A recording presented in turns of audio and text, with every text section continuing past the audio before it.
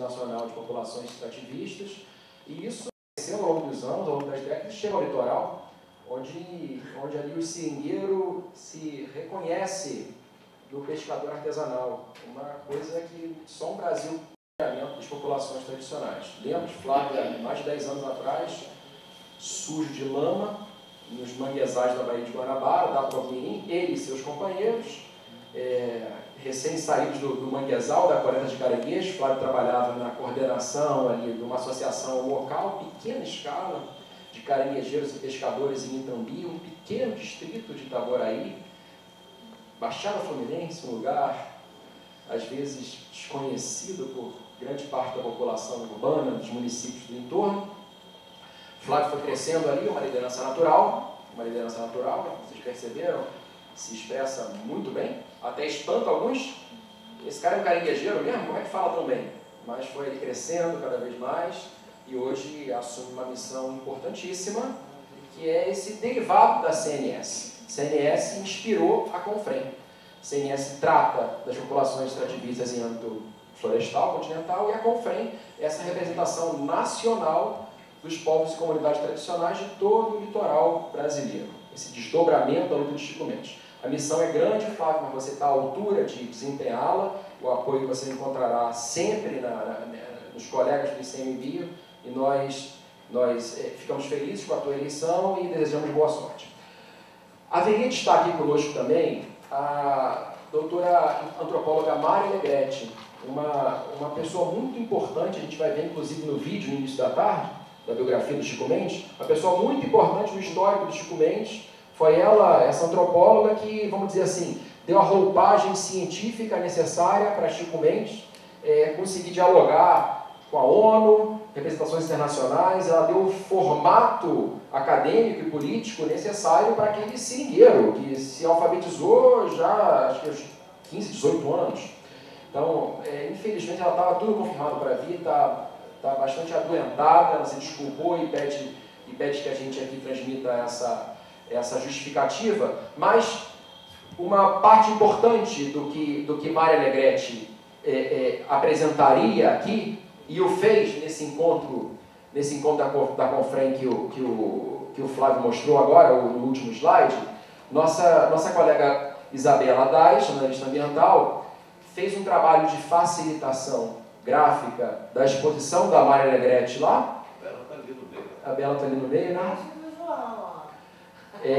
Então eu vou convidar a Belinha para, durante 10 minutinhos, fazer uma leitura desse mural que ela fez de facilitação gráfica da Mária Alegretti, ajudar um pouco a gente beber da sabedoria da Mari, aqui representada de forma gráfica pela Bela. 10 minutinhos, aí depois a gente abre para a plenária para contribuições de vocês. Bela.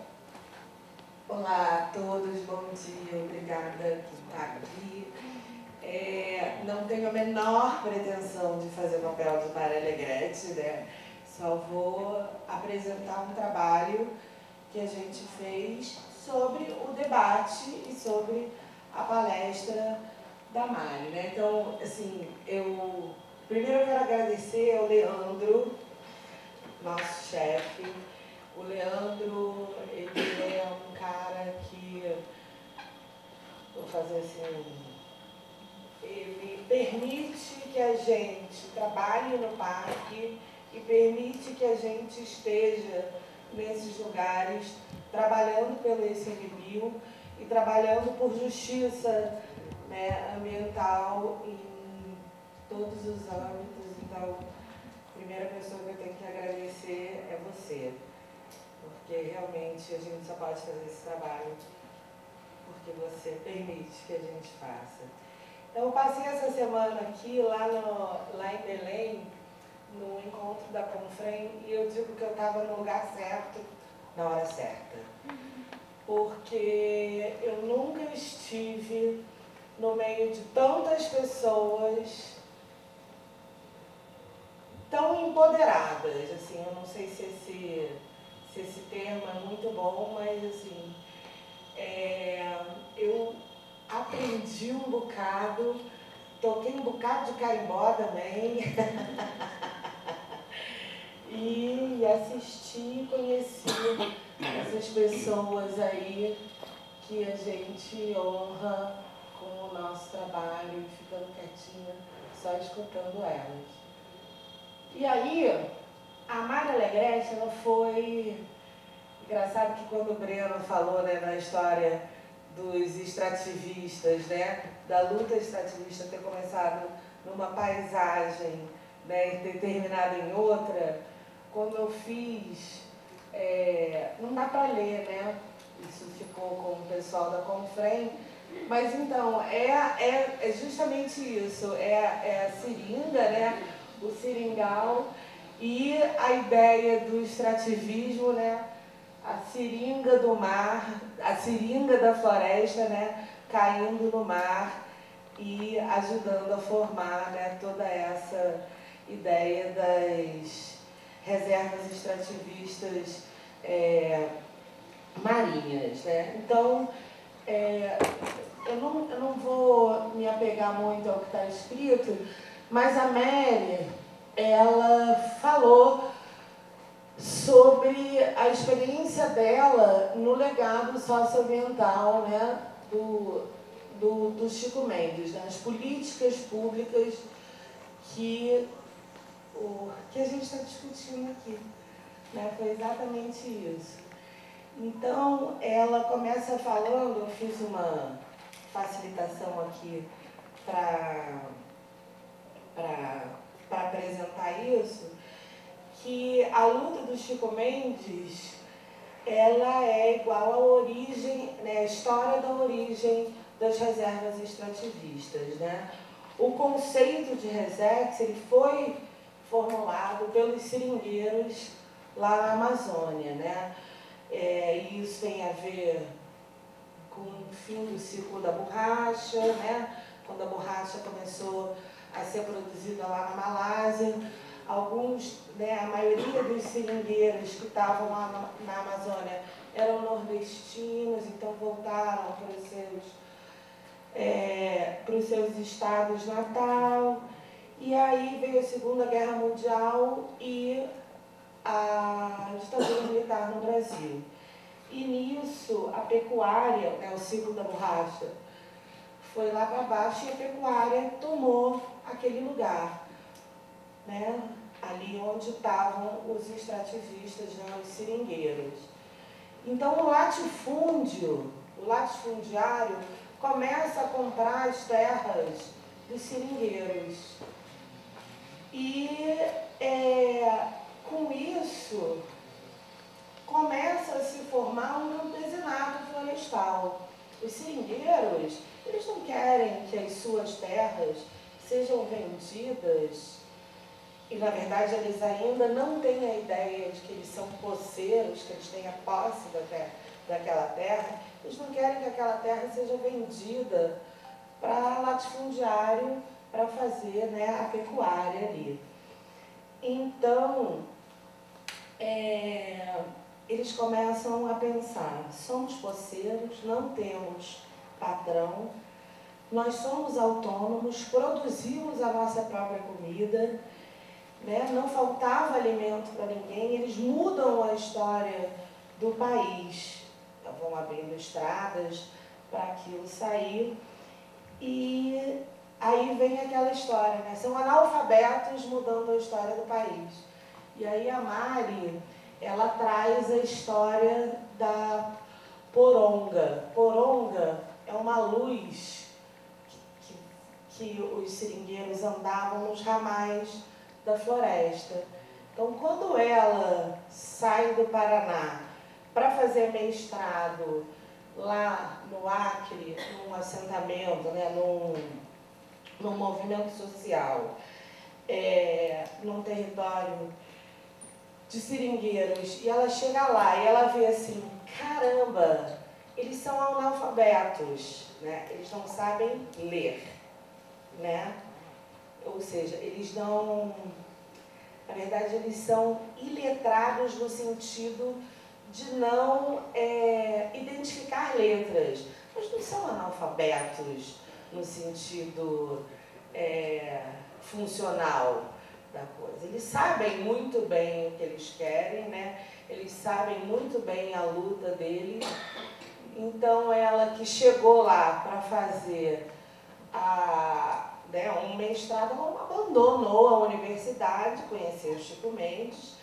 Na época, o Wilson Pinheiro já havia sido assassinado, né, na década de 70, que foi um líder, né, o primeiro líder que nesses conflitos com a pecuária desenvolveu o conceito do empate, né? Os seringueiros, eles não partiam para a briga com os pecuaristas.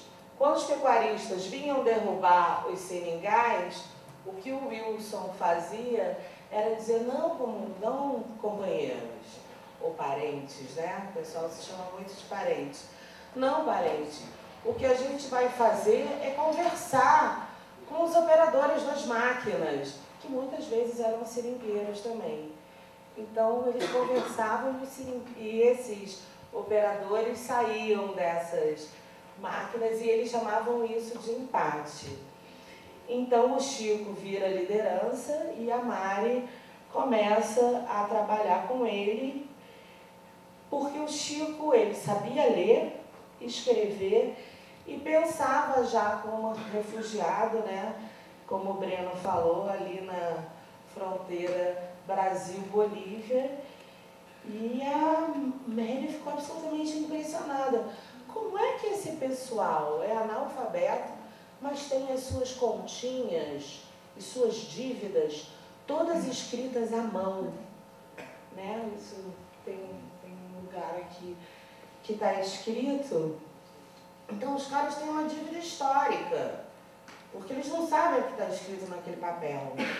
Então, a Mari fala, né, o Chico fala para ela, vamos fortalecer as bases e criar a escola cooperativa. Então, o Chapuri, eles desenvolvem o que, né, a gente fala que é a poronga, que é a primeira cartilha que é elaborada pelos professores e que vem, então, trazer à luz, né, o aluno, que é o que não tem luz, né, ele, né, quem vai frequentar aquela escola vão ser pessoas que vão deixar de ser iletradas, né?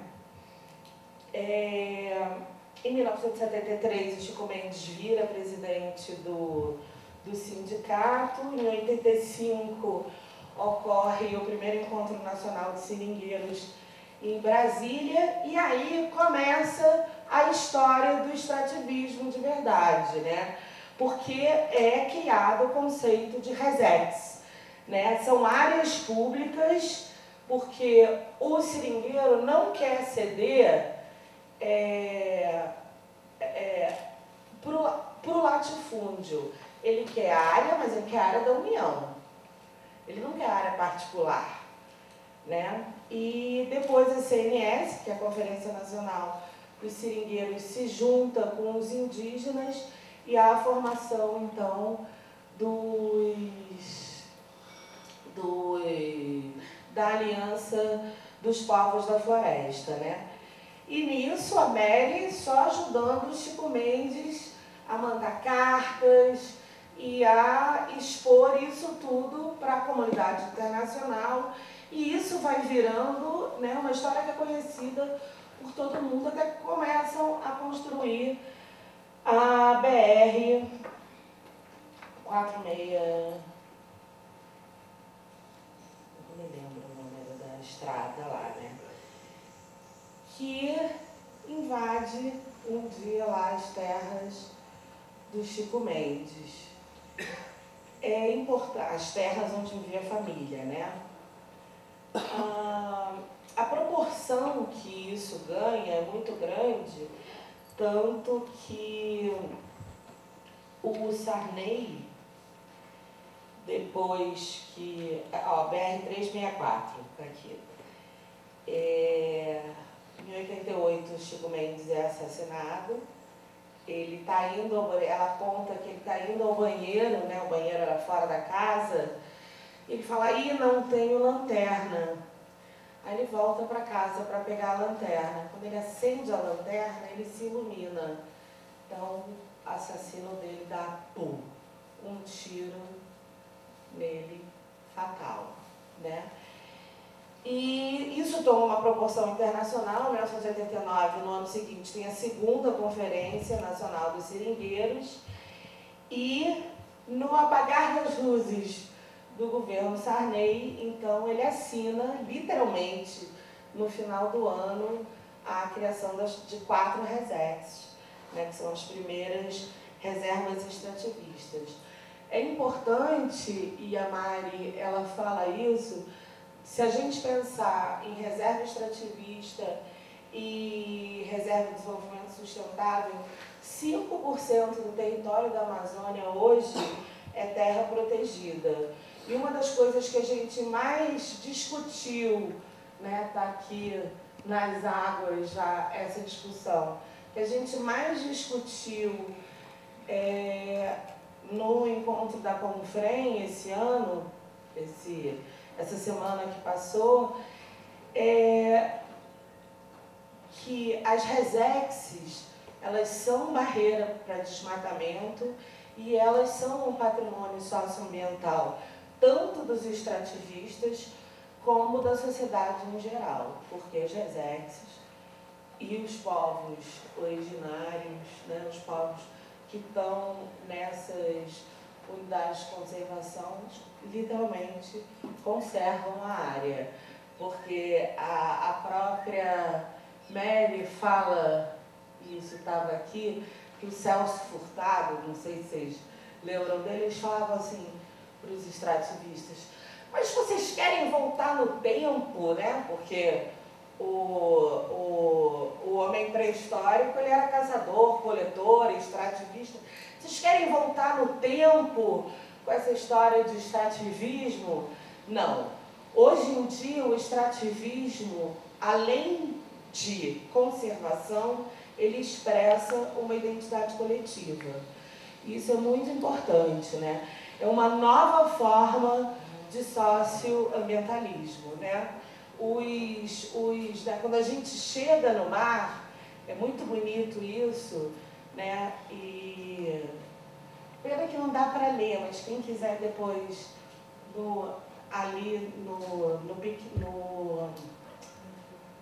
no monitor dá para ler, né? Os extrativistas marinhos, eles falam muito em maretório, né? O território da terra e o maretório. Então a gente tem que proteger o maretório, a gente tem que proteger, e isso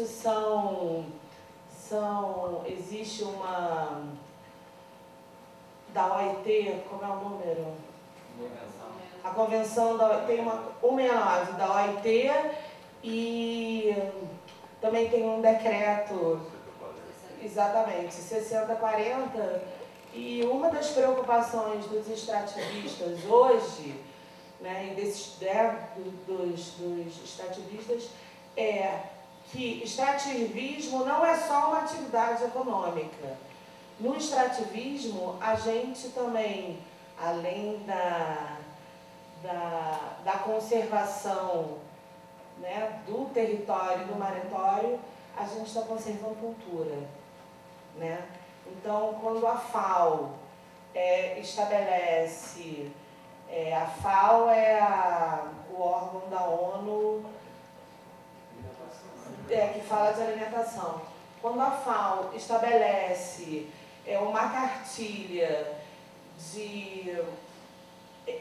participativa ainda, né, de pesca artesanal, né, de quais são as diretrizes voluntárias da pesca artesanal, a gente está falando de cultura, né? E o pescador tradicional, ele não pesca em qualquer lugar, mas ele pesca no maretório dele, no território dele, né?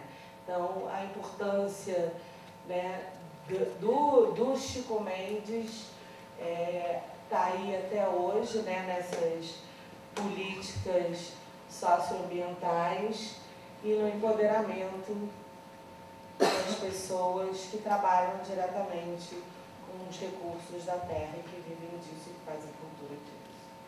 Obrigada.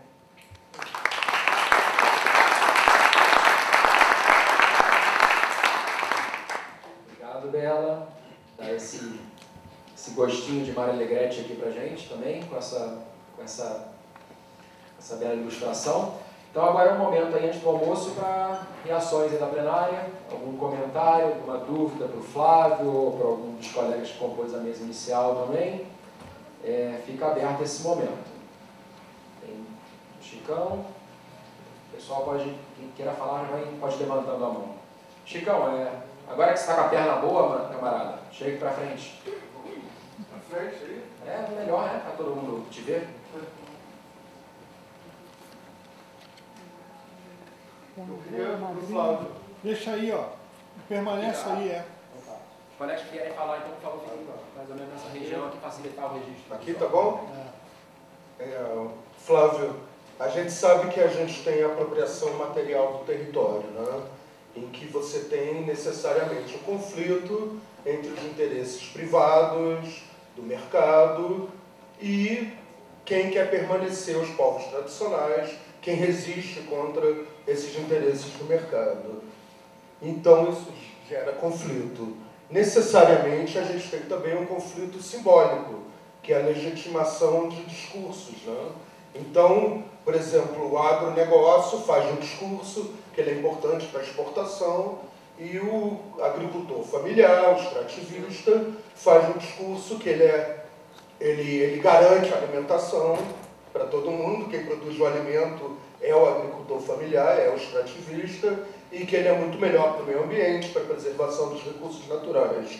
Eu queria saber qual a principal tática dos movimentos, como o que você representa, para aumentar essa legitimação, esse discurso simbólico para a sociedade como um todo, e qual a importância que tem nisso conselhos, comitês de bacia, esse tipo de organização. Chicão, antes de passar, se apresenta, por favor, para quem porventura não tá. Flávio. Francisco, conhecido como Chicão. Eu sou geógrafo, jornalista, mestre em Sociologia e Antropologia. Coordenei durante 10 anos aqui o Mosaico Central Fluminense e tenho vários trabalhos nessa área ambiental, socioambiental, né? Quase 30 anos nessa área.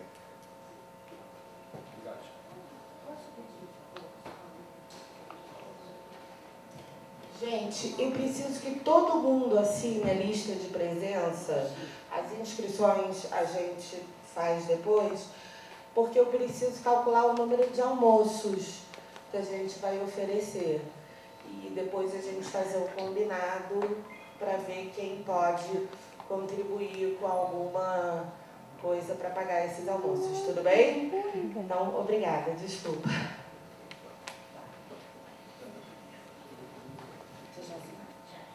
Então, Chicão, é complicado, né? A gente vê num embate já grande com o Ministério do Planejamento, onde a Secretaria de Patrimônio da União está inserida, porque a gente entende que o TAUS é um dispositivo muito frágil para garantir território. E mesmo assim era o que a gente vinha tentando celebrar, porque era a única coisa que se tinha. A gente não consegue a titulação da terra, independente de comunidades que estejam lá há 200 anos, ou enfim, logo depois da chegada dos portugueses aqui no Brasil. É uma coisa que é difícil das pessoas entender, porque nessas questões de tempo e espaço é bastante difícil das pessoas terem, porque os livros de história normalmente, e aí afirmo isso porque eu sou um viciado de história e li muito, a história não é contada de uma forma cronológica, né? E aí não dá um entendimento perfeito às pessoas como as coisas aconteceram. Mas enfim, esse é um outro assunto. É difícil de se reconhecer que estamos nos nossos lugares há bastante tempo. E aí, independente de qualquer uma outra coisa, assim como hoje também não se reconhece que os índios são os legítimos donos da terra, né? quem chegou aqui já os encontrou aí. Então, qualquer uma apropriação que haja hoje, na verdade, você está furtando do cara o que já era dele, né? Mas, enfim, com a formação do governo, não é essa a interpretação.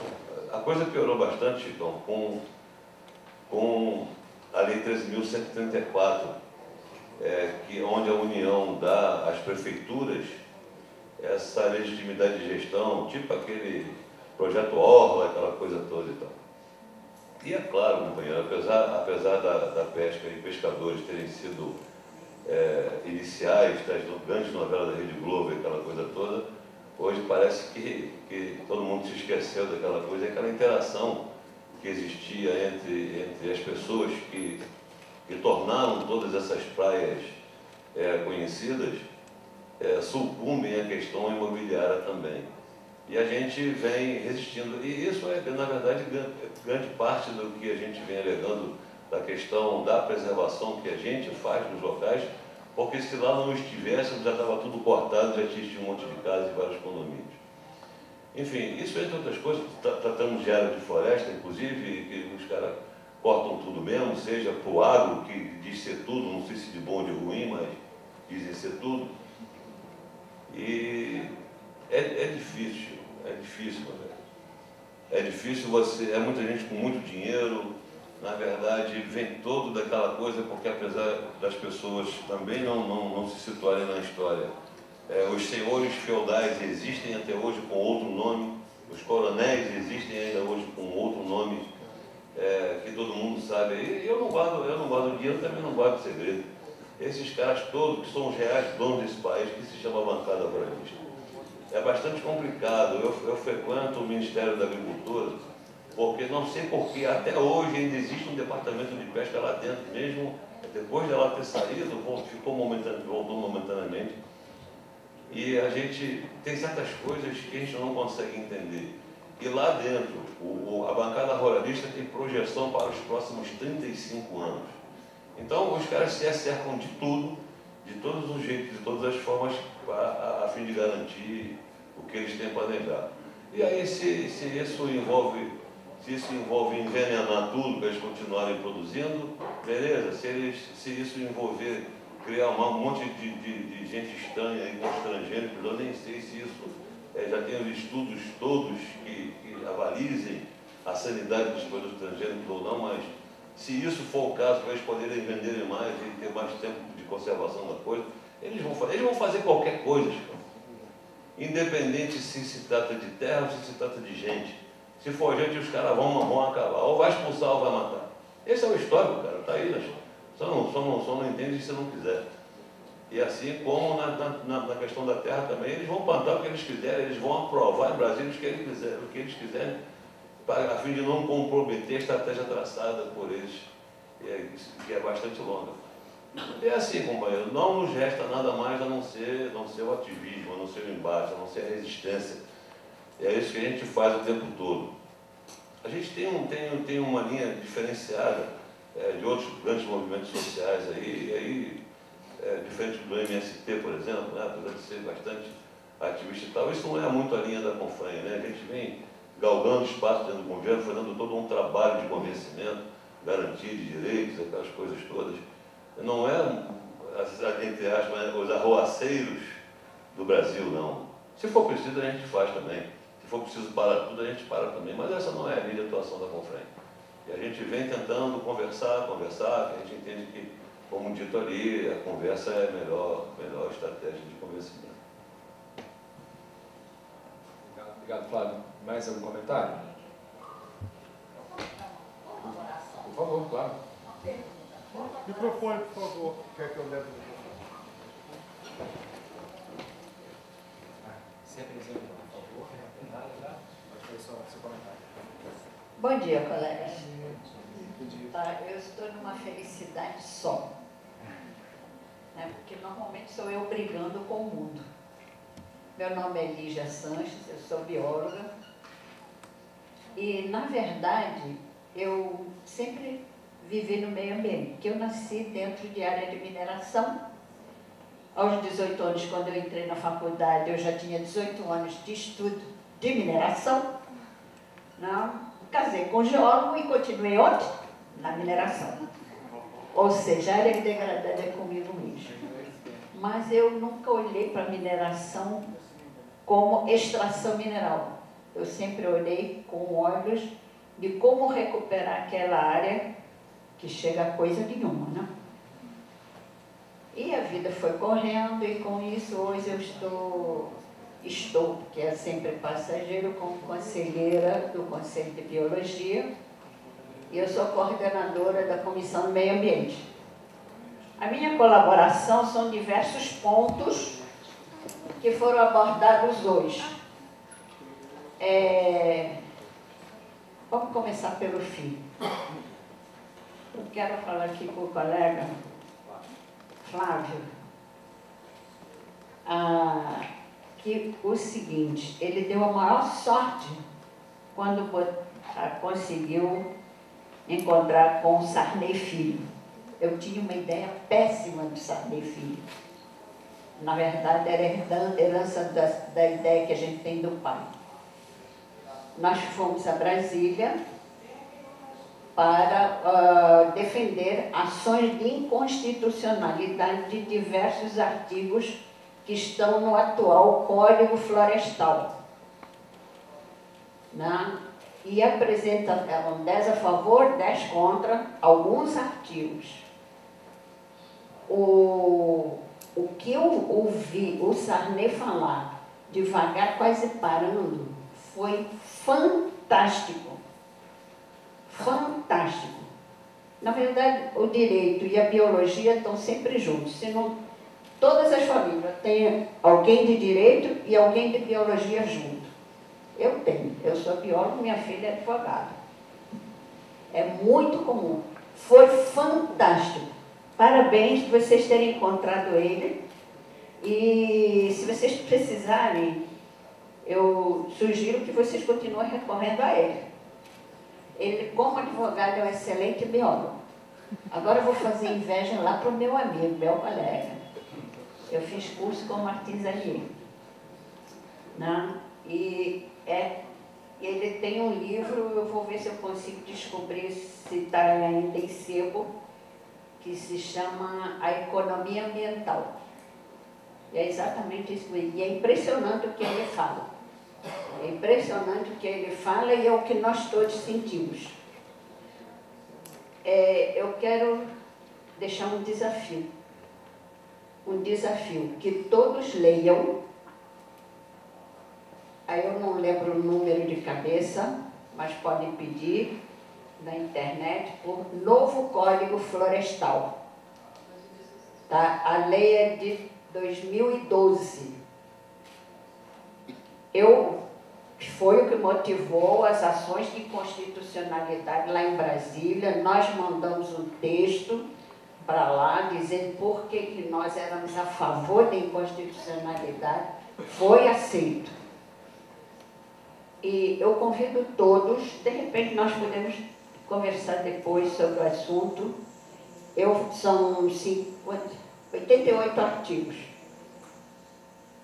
Eu levei 5 meses ou mais para conseguir ler essa lei. Simplesmente é revoltante. Revoltante. Ela começa por dizer que é preservação da vegetação nativa. Esse é o objetivo da lei.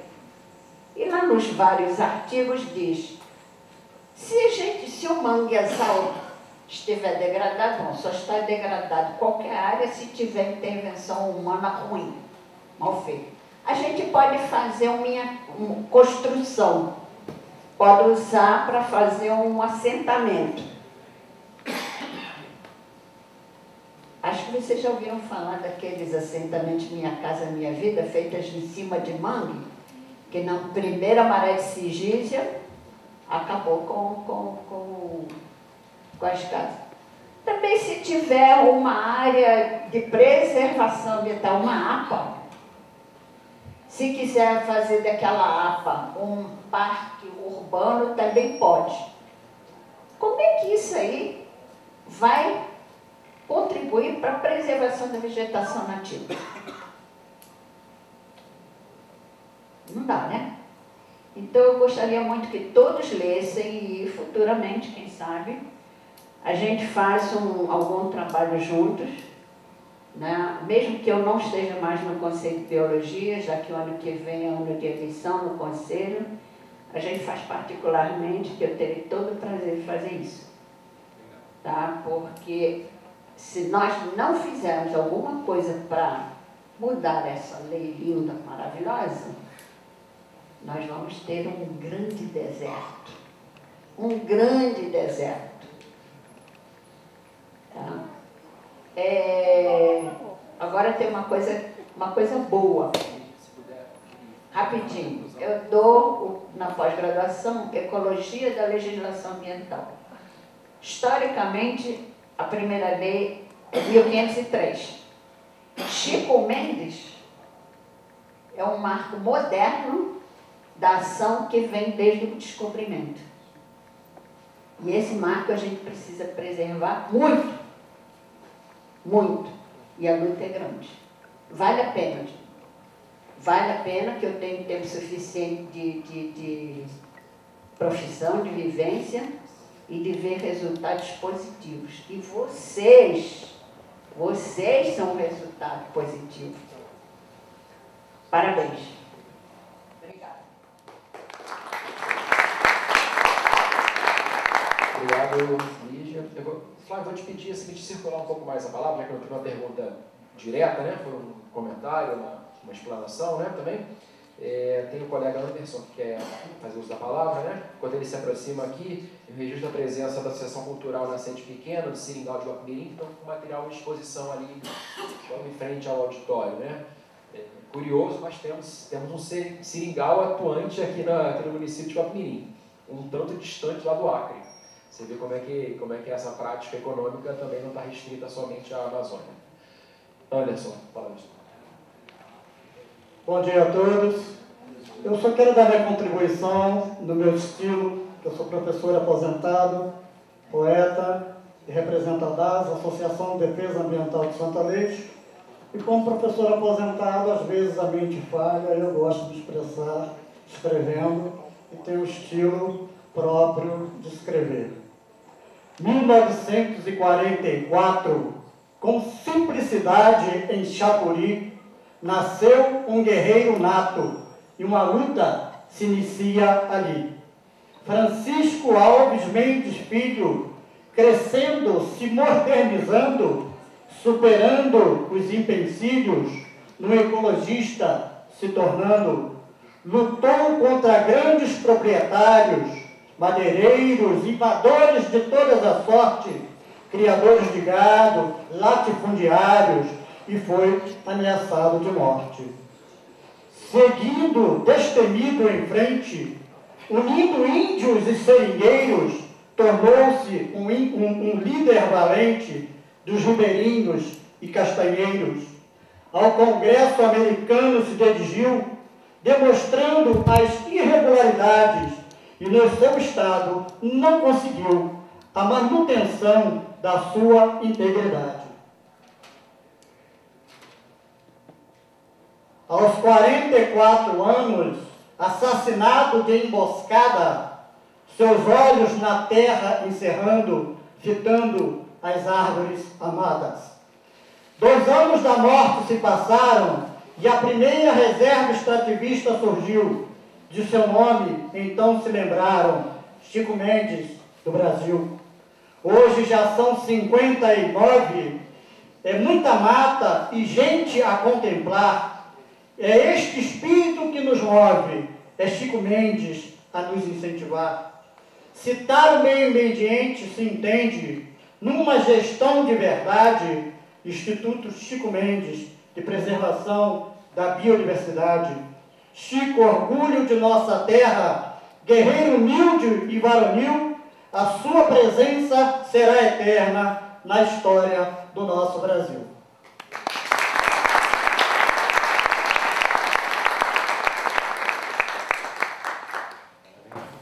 Belíssima forma, obrigado, professor, pela arte que nos oferece que emociona a lembrança desse grande homem que foi o Chico Mendes. Pessoal, a palavra está aberta. Se não tiver mais ninguém interessado, vou passar aqui para o Flávio para encerrar a participação dele pela manhã. Mais algum comentário?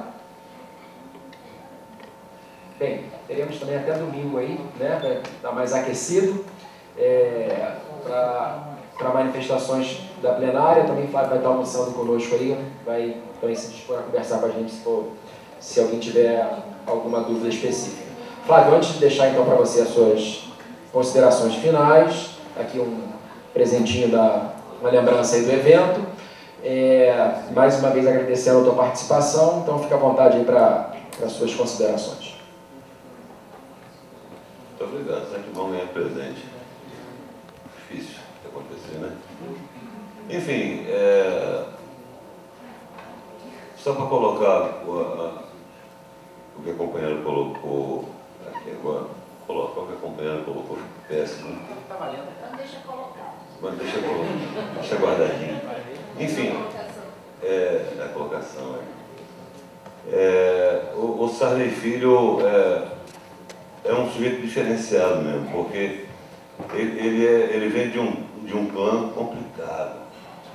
Eu já vi ele passar situações difíceis em público, em questões familiares, e ainda assim está representando um nome que ele carrega no ministério.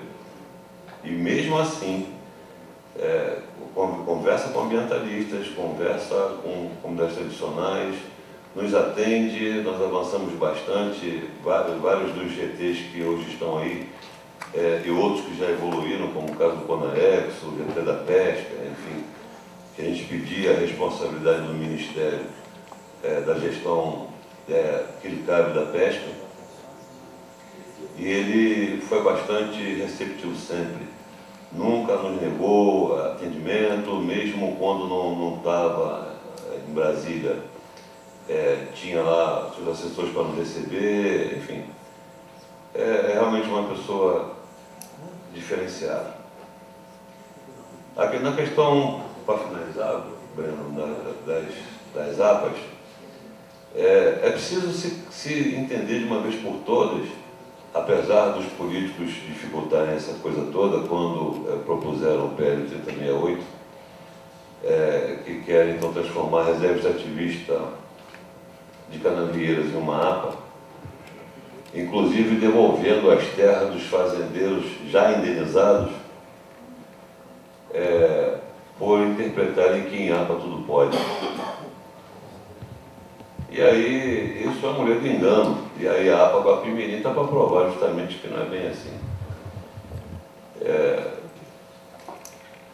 Seja como for, e seja a unidade que também, da forma que ela seja categorizada, e aí também foi bem lembrado aqui, se eu não me engano, pelo menos na questão das unidades de proteção integral, era uma coisa bastante complicada até na época da criação da ESEC Guanabara, de proibir quem, de alguma forma, ajudou a refazer. O manguezal da APA Guapimirim foi devastado completamente 3 vezes, desde o período do Império. E pela última vez, quando os pescadores resolveram levantar a bandeira, também começaram então a ajudar a trazer de volta. E a natureza, contra a força da natureza, não há quem resista. Tá aí os noticiários aí que apontam em que direção nós iremos se continuarmos da forma que estamos. E várias coisas. A gente acho que precisava de uma oficina inteira para falar sobre essas coisas todas.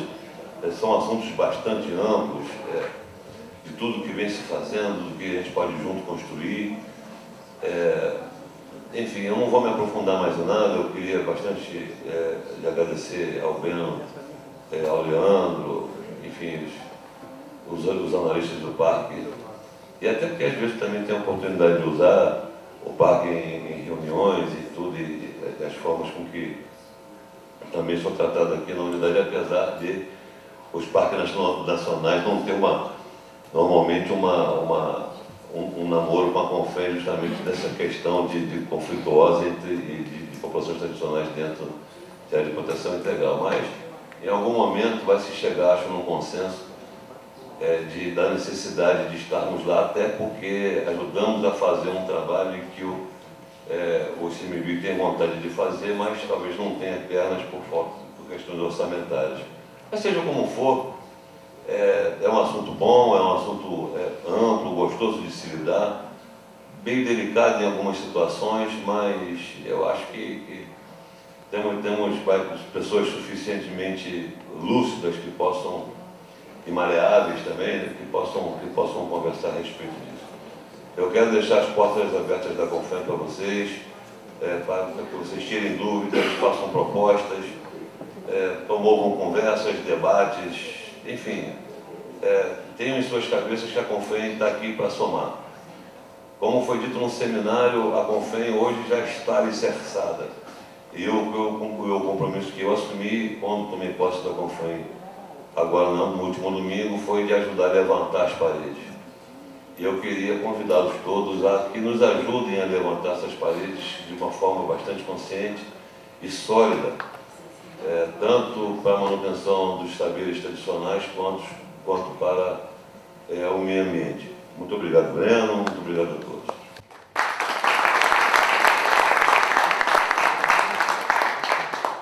Obrigado, Flávio. A estrutura do parque, de fato, está à disposição, né? O Parque Nacional, diz o nome, é um patrimônio da nação brasileira, um parque público. Então, felizmente, a gente tem a condição de ter aqui uma estrutura um pouco mais desenvolvida do que a média das unidades de conservação federais, estaduais e municipais. Essa estrutura não está exclusivamente dirigida a assuntos específicos internos do Parnaso. Nossa missão, nossa função aqui é facilitar todo o sistema de áreas protegidas, né? Então essa estrutura aqui, ela na verdade desenvolve seu pleno potencial em eventos como esse aqui, tomada pela população afeta e interessada no tema.